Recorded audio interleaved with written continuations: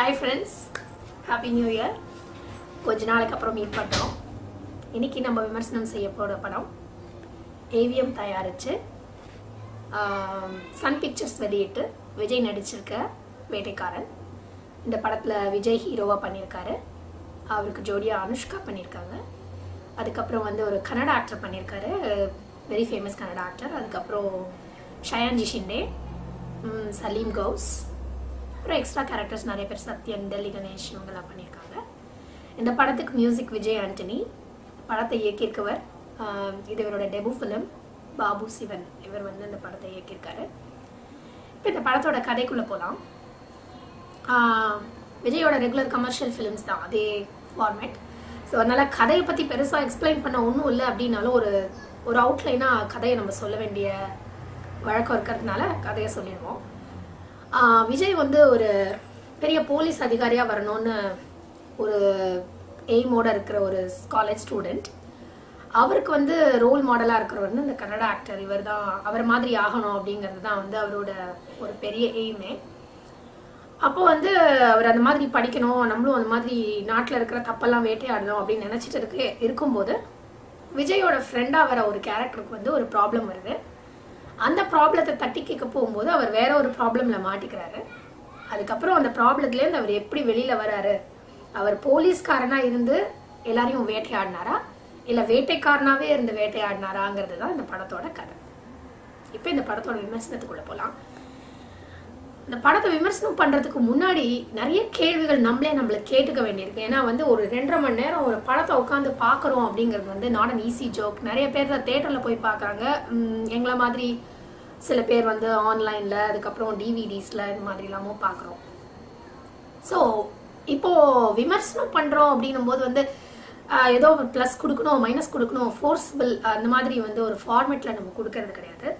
உண்மையாக நம்ம மனசுக்கு என்னெல்லாம் ப்ளஸ்ன்னு தோணுதோ அதை மட்டும் ப்ளஸ் ஆகும், மைனஸ்ன்னு தோணுதோ அதை மட்டும் மைனஸ் ஆகும் தான் நம்ம கொடுத்துட்ருக்கோம்.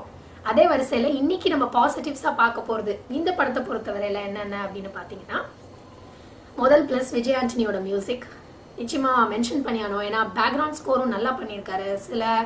சில இடத்துல வந்து ரேசியாக இருக்கிற இடத்துலலாம் கரெக்டாக அந்த அவரோட பேக்ரவுண்ட் ஸ்கோரை ஹெல்ப் பண்ணியிருக்கு அப்படின்னு சொல்லலாம். அதே மாதிரி அவரோட அந்த சின்ன தாமரை பாடலும் இந்த கரிகால சோழன் பாட்டும் ரொம்ப மெலோடியஸாக நல்லாவே வந்திருக்கு.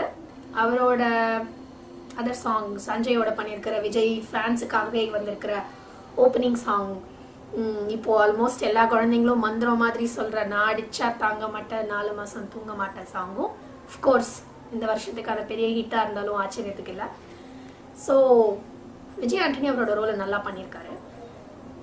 செகண்ட் ப்ளஸ் என்னன்னு பார்த்தீங்கன்னா சலீம் கௌஸ் அஃப்கோர்ஸ் எவ்வளோ பேருக்கு ஞாபகம் இருக்குன்னு தெரியல. அவர் வந்து கொஞ்சம் வருஷம் முன்னாடி சின்ன கவுண்டர் அப்படிங்கிற படத்தில் விஜயகாந்த்க்கு ஆப்போசிட்டாக சக்கர கவுண்டர் அப்படிங்கிற கேரக்டர் பண்ணியிருந்தாரு.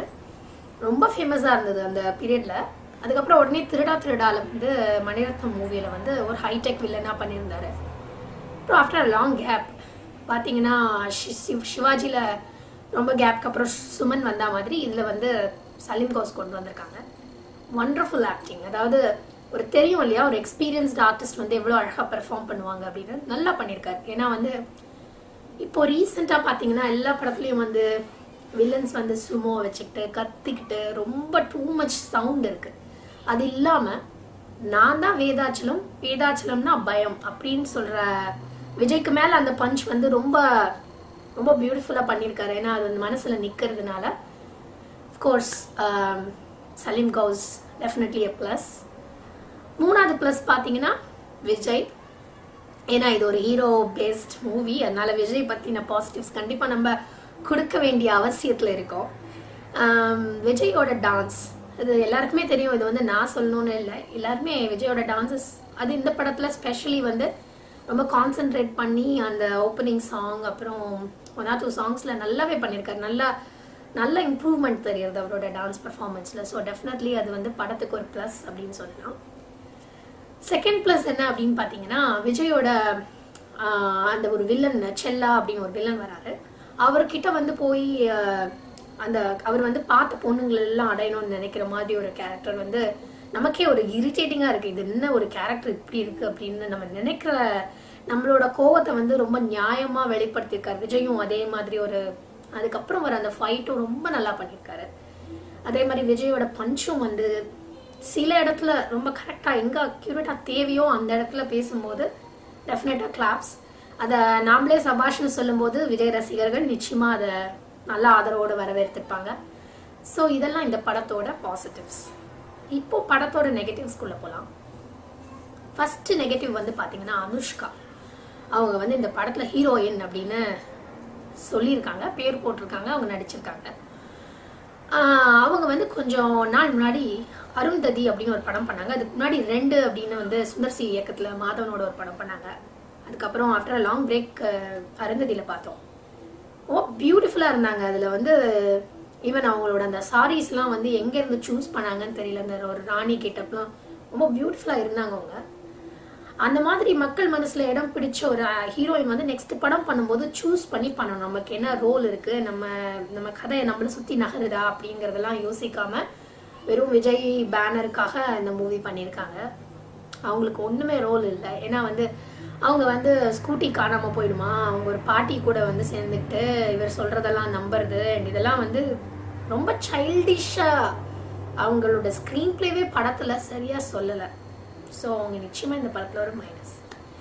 2வது மைனஸ் வந்து ஷயான் ஜெய்ஷிண்டே. அஃப்கோர்ஸ் இப்போ நிறைய படத்தில் அவரை பார்க்குறோம், வில்லனாக பார்க்குறோம். பட் இருந்தாலும் இந்த படத்தில் என்ன அவர்கிட்ட பிடிக்கல அப்படின்னு சொன்னீங்கன்னா, முதல்ல வந்து ஒரு கெட்ட போலீஸாக வராரு. ஓகே, அவர் வந்து அவருக்கு ஒரு சின்ன வீடு இருக்கு, அந்த பொண்ணை திருப்திப்படுத்துறதுக்காக இப்படியெல்லாம் இருக்காரு அப்படிங்கிற மாதிரி எல்லாம் காமிச்சிட்டு ஃபைனலி பார்த்தீங்கன்னா அந்த சின்ன வீடு வந்து வேற ஒருத்தரோட போயிட்டாங்க அப்படிங்கிறதுக்காக இவர் நல்லவர் மாதிரி மாறி அந்த வேதாச்சலம் கேரக்டர், அதாவது சலீம் கோஸ் கேரக்டருக்கு எதிராக இருக்க மாதிரி காட்டுறது வந்து ரொம்பவே ஸ்க்ரீன் பிளே வந்து என்ன அப்படின்னு புரியலாத மாதிரி ரொம்ப ஒரு மோசமாக இருக்குது.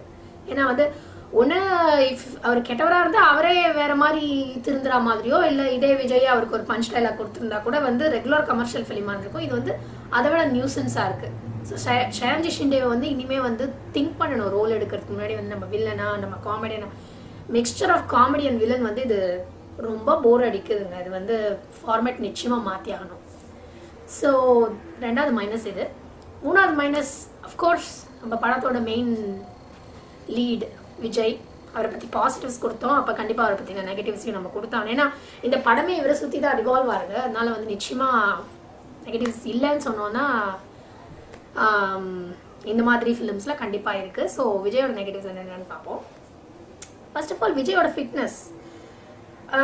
பாடியில் வந்து வெயிட் ஏறல, எனக்கு வந்து தொப்பை இல்லை, நான் வந்து டான்ஸ் ஆடுறேன் அப்படிங்கிறதுனால நம்ம வந்து ஃபிட்டாக இருக்கிறதா டேர்ம் பண்ண முடியாது. ஒரு 25 பேர் அடிக்கிறோம் அப்படின்னா, நம்ம இப்போ ரீசெண்டாக வந்து சூர்யாவை பார்த்தோம், நல்லா ஃபிட்டாக இருந்தார். அப்புறம் ஜெயம் ரவி நல்லா ஃபிட்டாக பேராண்மையில் பண்ணியிருந்தார். ஸோ இந்த மாதிரி டெஃபினட்டாக ஃபிட்னஸ்க்கு கொஞ்சம் விஜய் இம்பார்ட்டன்ஸ் கொடுக்கலாம் அப்படிங்கிறது வந்து அபிப்பிராயமாக நான் சொல்கிறேன். அதுக்கப்புறம் விஜயோட செகண்ட் மைனஸ் என்ன அப்படின்னு பார்த்தீங்கன்னா, காலேஜ் ஸ்டூடெண்ட்டாக விஜய் காட்டுறது. அதாவது வந்து சொல்கிறாங்க இந்த படத்துலேயே 4 வருஷம் ஃபெயில் ஆகி தான் இந்த காலேஜுக்கு வராரு அப்படின்னா கூட வந்து அந்த காலேஜ் ஸ்டூடெண்ட்ஸ்க்கு மத்தியிலே அவர் ஒரு மேட்ச் ஆகாத ஒரு மாதிரி நமக்கே தெரியுது அது ஃபிட் ஆகலை அப்படிங்கிறது. அதுக்கப்புறம் பார்த்தீங்கன்னா முதல் நாளே இவர் வந்து ப்ரொஃபஸருக்கு அட்வைஸ் பண்ணுவார், இது மாதிரி நீங்கள் வந்து மேடம் ஆஹாவும் மேடம் வந்து முதல் நாளே திருந்திடுவாங்க, இது வந்து தேவையில்லாமல் ஒரு காலேஜ் ஸ்டூடெண்ட்ஸ் க்ரௌடை இழுக்கணுங்கிறதுக்காக போட்ட சீன் மாதிரி இருக்குது, தேவையே இல்லை. 3வது காமெடி என்ன அப்படின்னு பார்த்தீங்கன்னா, அப்படியே சிவாஜி மாதிரி அதே கேரக்டர்ஸ் எல்லாம் போட்டிருக்கிறதெல்லாம் வந்து டோட்டல் தேவையில்லாத கேரக்டர்ஸ் மாதிரி தோணுது. ஏன்னா வந்து விஎம்சி அனிஃபா, அதுக்கப்புறம் அதே மாதிரி டீ கடையில் போய் அந்த பஜ்ஜி சீனுக்கு பதிலாக இங்கே ஒரு சீன் வருது, இதெல்லாம் வந்து ரிப்பீட்டட் ரஜினி ஃபார்மேட் மாதிரி இருக்கிறது. அண்ட் ரஜினி மாதிரியே நம்ம ட்ரை பண்ணணும்னு விஜய் நினைக்கிறதே வந்து ஒரு பெரிய மைனஸ் நான் நினைக்கிறேன். Vijay has is own style, அதை அவர் ஃபாலோ பண்ணாலே ஈ can come up really well அப்படிங்கிறது வந்து என்னோட பாயிண்ட். ஸோ இதெல்லாம் தான் பிக் மைனஸ். அண்ட் வேட்டைக்காரனை பற்றி நம்ம பார்த்துட்டோம். ஸோ ப்ளீஸ் வியூவர்ஸ், உங்கள் கமெண்ட்ஸ் உங்கள் சஜஷன்ஸை எங்களுக்கு சொல்லுங்கள், எங்களை இம்ப்ரூவ் பண்ணிக்கிறதுக்கு ரொம்ப யூஸ்ஃபுல்லாக இருக்கும். அதே நேரத்தில் விஜய் மாதிரி இந்த மாதிரி ஹீரோ பேஸ்ட் மூவி பண்ணுற ஆக்டர்ஸ்க்கு நான் சொல்கிற சஜஷன் என்ன அப்படின்னா, இப்போது ரீசெண்டாக ரிலீஸ் ஆன அப்புறம் 3 Idiots இந்த மாதிரி ஹிந்தி ஃபிலிம்ஸ்லாம் பார்க்கும்போது நல்ல ஒரு ஃப்ரெஷ்ஷாக இருக்குது. அதாவது வந்து ஹிந்தி மூவிஸ் நிறைய ட்ரை பண்ணுறாங்க. ஆக்சுவலி அவங்கள விட நமக்கு நிறைய டெக்னிக்கலி சவுண்ட் டெக்னீஷியன்ஸ் இருக்காங்க, நம்மக்கிட்ட நிறைய வேல்யூபிள் விஷயம் இருக்கு. அப்படி இருக்கும்போது இந்த மாதிரி ஒரு ஹீரோ தான் முக்கியங்கிற அந்த கதைக்குள்ள போகாம கொஞ்சம் தயவு செய்து வெளியில வந்து நல்ல ஃபிலிம்ஸ் கொடுங்க, ரசிகர்களை நல்லா திருப்திப்படுத்துங்க. இந்த நியூ இயர்ல இன்னும் நிறைய நல்ல படங்களை நம்ம விமர்சனம் பண்ணுவோம்.